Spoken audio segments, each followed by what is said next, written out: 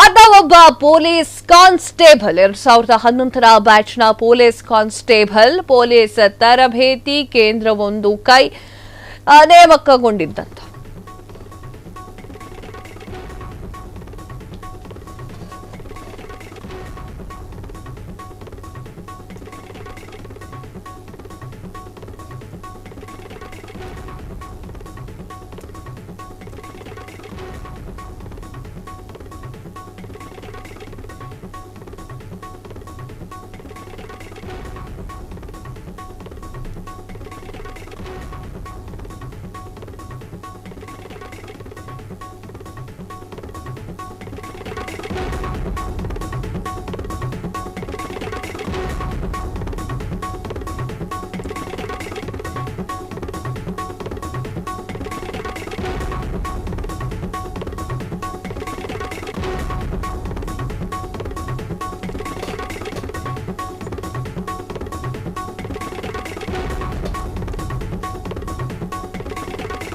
ಅದೊಬ್ಬ police constable 2011ರ ಬ್ಯಾಚ್ನ police constable police ತರಬೇತಿ ಕೇಂದ್ರವೊಂದಕ್ಕೆ ನೇಮಕಗೊಂಡಿದ್ದಂತಹ ಆದ್ರೆ ತರಬೇತಿ ಕೇಂದ್ರದಲ್ಲಿ ಒಂದು ದಿನವೂ ಕೂಡ ಡ್ಯೂಟಿ ಇರಲಿಲ್ಲ.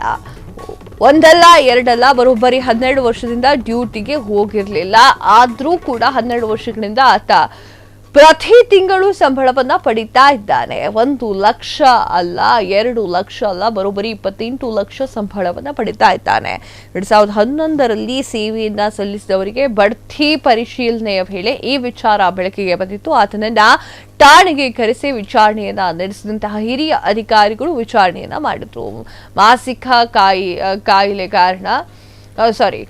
ಕಾಯಿಲೆ ಕಾರಣ ಕರ್ತವ್ಯಕ್ಕೆ ಹಾಜರಾಗಿಲ್ಲ ಎನ್ನುವಂತಹ ವಿಚಾರ ಬಯಲಾಗಿದೆ. ಆಗ ಅಚ್ಚರಿಯ ಘಟನೆ ನಡೆದಿರುವಂಥದ್ದು ಮಧ್ಯಪ್ರದೇಶದ ಭೋಪಾಲ್ನಲ್ಲಿ.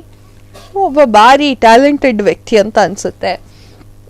ಆತ 2011ರ ಬ್ಯಾಚ್ನಲ್ಲಿ ಪಾಸ್ಔಟ್ ಆಗಿರುವಂಥದ್ದು. ಆದರೆ ಒಂದು ದಿನವೂ ಕೂಡ ಕೆಲಸಕ್ಕೆ ಬಂದಿಲ್ಲ. 1 ಲಕ್ಷ ಅಲ್ಲ, 2 ಲಕ್ಷ ಅಲ್ಲ, ಬರೋಬ್ಬರಿ 28 ಲಕ್ಷ ಸಂಬಳವನ್ನ ಪಡೆದಿರ್ತಾರೆ. 2011ರಲ್ಲಿ ಸೇವೆ ಸಲ್ಲಿಸುವವರಿಗೆ ಬಡ್ತಿ ಪರಿಶೀಲನೆಯ ವೇಳೆ ಈ ಒಂದು ವಿಚಾರ ಬೆಳಕಿಗೆ ಬಂದಿರುತ್ತೆ.